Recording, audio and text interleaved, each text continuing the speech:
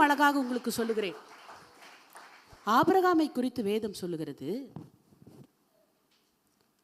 அவன் ஒரு விக்கிரகங்களை வடிவமைத்து விற்கிற ஒரு தகப்பனுடைய குமாரன்.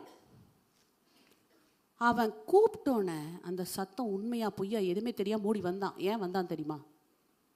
அவனுக்குள்ளே ஆட்கொண்டிருந்த அந்த சாபம், அவனுக்குள்ளே ஆட்கொண்டிருந்த அந்த வெறுமை, அவனுக்குள்ளே ஆட்கொண்டிருந்த அந்த அந்த இல்லாமை, குறைவு, எதோ தேடி அவன் எத்தனை பூஜைகளை பண்ணியிருப்பான்.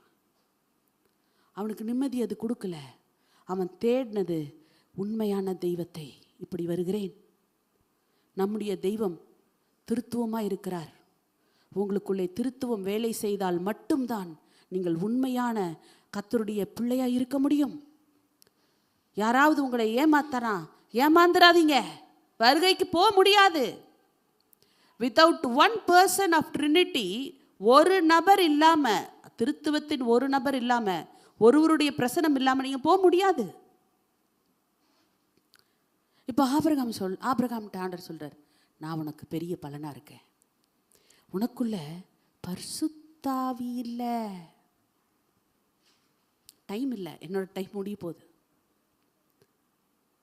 எப்படி இல்லைன்னு சொல்கிறீங்க அக்கா ஆண்டி? சொல்கிறேன், பரிசுத்தாவி உன்மேல் வந்து நிழலிடும். அப்பொழுது நீ என்ன செய்வ? கர்ப்பம் தரிப்ப. மரியாள் இடத்துல சொல்கிறார், கர்ப்பம் தரிக்க சாபத்தின் கட்டில் இருக்கிறவனுக்கு, சாபம் தொடர்ந்து வருகிறவனுக்கு, கட்டப்பட்ட ஒரு மனிதனுக்கு, உன்னை அலட்டுகிற, உன்னை துரத்துகிறது ஒரு பிரச்சனை. ஒருவேளை பணத்தில் நீ விடுதலையா இருக்கலாம். ஒருவேளை பணம் உன்னை ஆட்டி படைக்கலாம். உனக்கு நல்ல ஆற்றல் இருக்கலாம். பணத்தில் உன்னை ஒன்று கட்டி கொண்டிருக்கிறது. அதிலே உன்னை விடுவிக்க உனக்கு பரிசுத்தாவியின் அபிஷேகம் தேவை.